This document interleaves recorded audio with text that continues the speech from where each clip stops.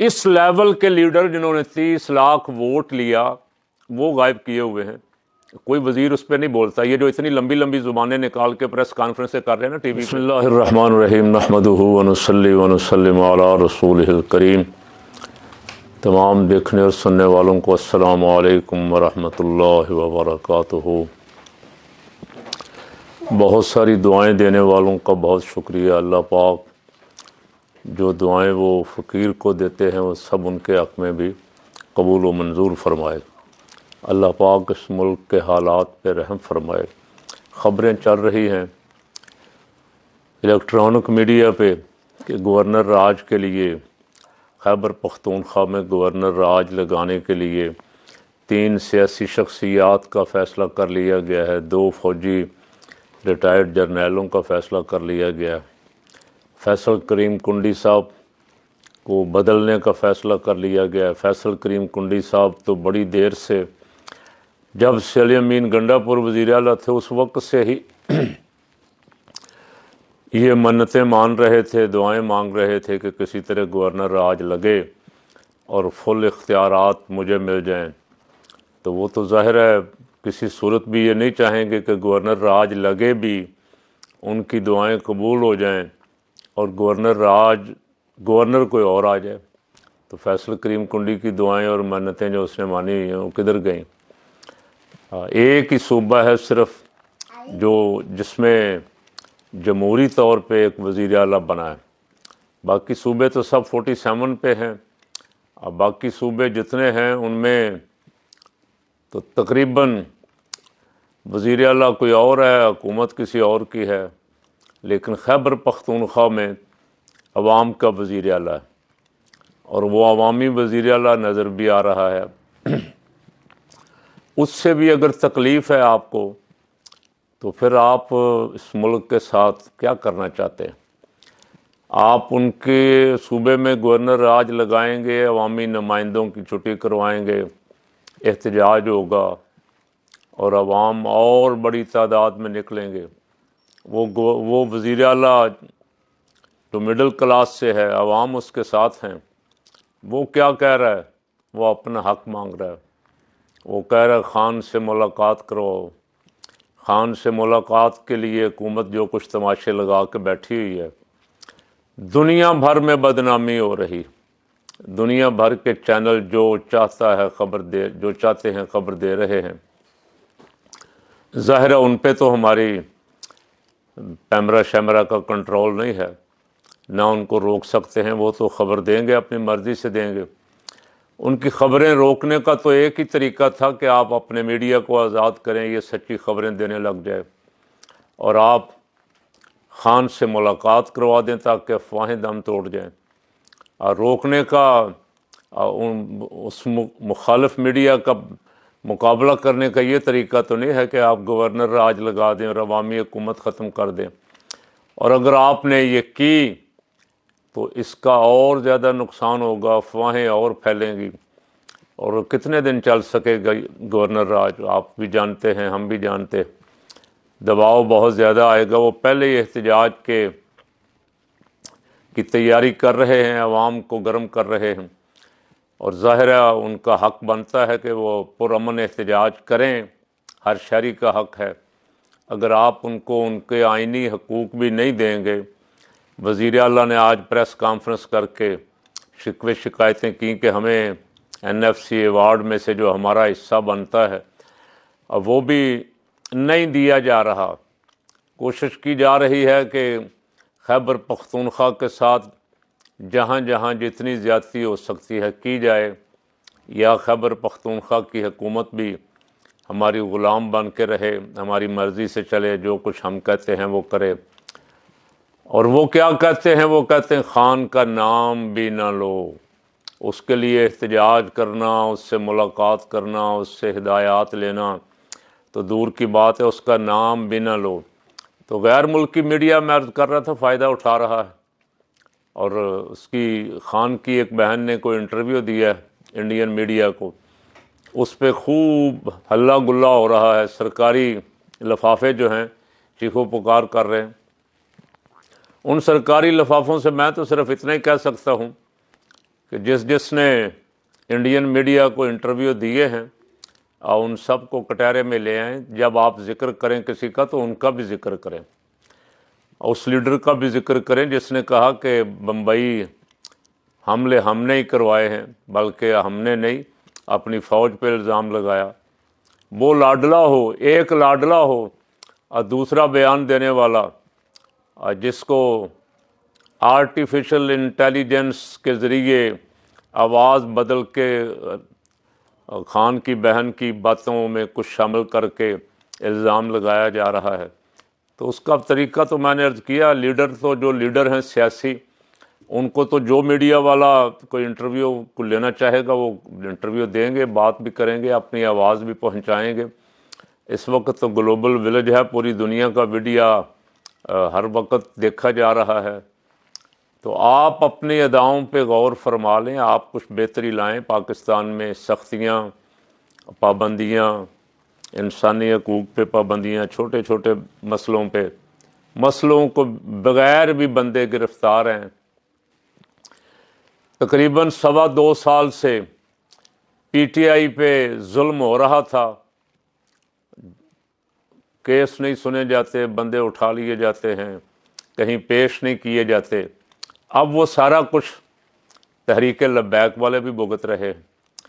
T L P والوں کو بھی سمجھ آئی کہ حکومتیں، ظالم سیاستدان اور ظالم حکمران جب ظلم کرتے ہیں تو کس طرح کرتے ہیں اور کیا کیا کرتے، اور پھر وہ نہیں دیکھتے کہ یہ اس میں انوالو ہے کسی سرگرمی میں، تخریبی سرگرمی میں، یا نہیں، بس اٹھا لیتے۔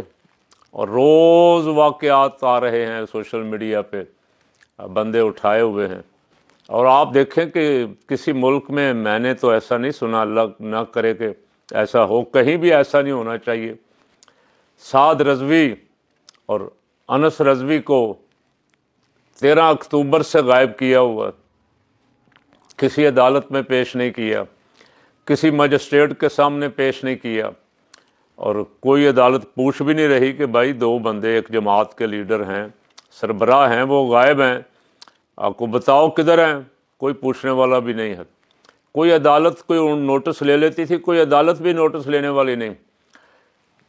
اس لیول کے لیڈر جنہوں نے 30 لاکھ ووٹ لیا وہ غائب کیے ہوئے ہیں، کوئی وزیر اس پہ نہیں بولتا۔ یہ جو اتنی لمبی لمبی زبانیں نکال کے پریس کانفرنس سے کر رہے ہیں نا ٹی وی پہ، ہر وقت آپ دیکھتے ہیں کبھی ایک آ گیا، کبھی دوسرا آ گیا، کبھی تیسرا آ گیا۔ یہ نہیں بتا رہے کہ وہ دونوں بھائی کہاں ہیں۔ کس کی ذمہ داری ہے؟ حکمرانوں کی ذمہ داری۔ حکمران جواب دہ ہیں۔ ہر شخص جو پاکستان میں بستا ہے ان کی رعایا ہے، اور اس رعایا کے جواب دہ حکمران ہیں۔ شہباز شریف 4-5 دن سے جا کے لندن میں غائب ہیں، اور آج خواجہ آصف کا بیان چلا ہے کہ کوئی نوٹیفیکیشن کا، میں تو اس پہ گفتگو ہی نہیں کرتا، نہ یہ میرا میدان ہے، لیکن ملک میں ایک کھلبلی مچی ہوئی ہے۔ اور وزیر دفاع صاحب بھی کچھ چائے پی کے یا ٹھنڈا پی کے آرام فرما رہے ہیں، کوئی بریف نہیں کر رہے قوم کو کہ کیا صورت ہے۔ آج ان کا ایک ٹویٹ آیا ہے جس میں انہوں نے کہا ہے کہ وہ نوٹیفیکیشن کا کوئی مسئلہ نہیں ہے، اپنے وقت پہ نوٹیفیکیشن ہو جائے گا، وزیر اعظم صاحب پہنچنے والے ہیں پاکستان میں۔ تو یہ تو بھائی ایک نظام طے شدہ ہوتا ہے، سارا کچھ وقت پہ پہلے ہی سب کچھ، ہر شے طے ہو چکی ہوتی ہے۔ یہاں ابھی تک آپ بھنگ پی کے کیوں بیٹھے ہوئے ہیں؟ کہ قوم ساری بے قرار ہے، اور لوگ سب پروپیگنڈا، تو پھر آپ موقع خود دیتے ہیں نا پروپیگنڈا کرنے کا، کہ لوگ پروپیگنڈا کریں۔ تو خدا کے لیے نام نہاد سیاستدانوں، ہیں تو سیاستدان آپ نہیں ہیں، آپ شروع دن سے ضیاء الحق کے دور سے آپ بوٹ پالشیے ہیں، اور آپ جب بھی آئے ہیں پالش کر کے آئے ہیں، جیت کے کبھی بھی نہیں آئے۔ اب شور پڑا ہوا ضمنی انتخاب میں ہم نے یہ تیر مار دیا، وہ تیر مار دیا۔ ضمنی انتخابات کے تماشے کا عوام کو پتہ ہے کیا ہوا۔ آج پیپل پارٹی کی 58ویں کہہ لیں یا 58 سالانہ یوم تاسیس منایا جا رہا ہے۔ بلاول صاحب جو کچھ کرتوتیں بلاول نے کی ہے نا 26ویں اور 27ویں ترمیم میں، 26ویں ترمیم میں تو جس طرح لوگ لائے گئے تھے وہ آپ نے سب نے دیکھے، سارے میڈیا نے دیکھے، پوری دنیا نے دیکھے، کس طرح ویل چیئروں پہ بیمار دباؤ ڈال کے، حتیٰ کہ ان کو اپنی پارٹیاں چھوڑنی پڑ گئیں یا پارٹیوں سے نکالے گئے، کس طرح لائے گئے، بندے اٹھائے گئے، دباؤ ڈالا گیا، اور پھر 27ویں ترمیم میں مخصوص سیٹیں آئینی بینچ نے مہربانی کی، مخصوص سیٹیں ساری دے دیں کہ لو بھائی تمہیں کوئی دقت نہ ہو، آئینی ترمیمیں کرنے میں کرتے جاؤ اور آئین کو تباہ و برباد کرتے جاؤ۔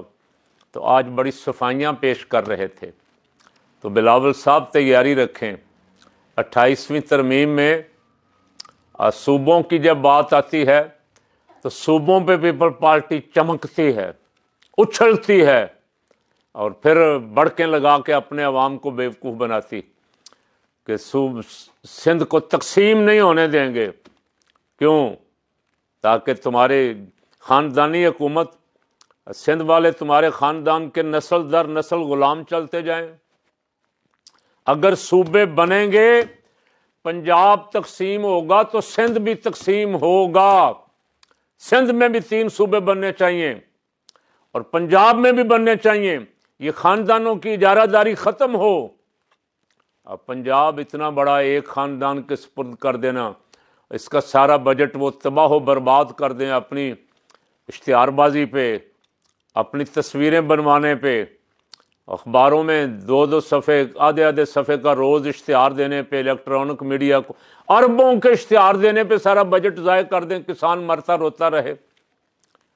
صوبے زیادہ ہو جائیں گے تو کوئی کمپٹیشن تو ہوگا نا، 2 3 4 صوبے بن جائیں گے تو میں تو صوبوں کا حامی ہوں، سیدھی بات ہے کہ پنجاب کو بھی 3 4 صوبوں میں تقسیم کرنا چاہیے اور سندھ کو بھی کم از کم 2 صوبوں میں تو تقسیم کرنا ہی چاہیے نا۔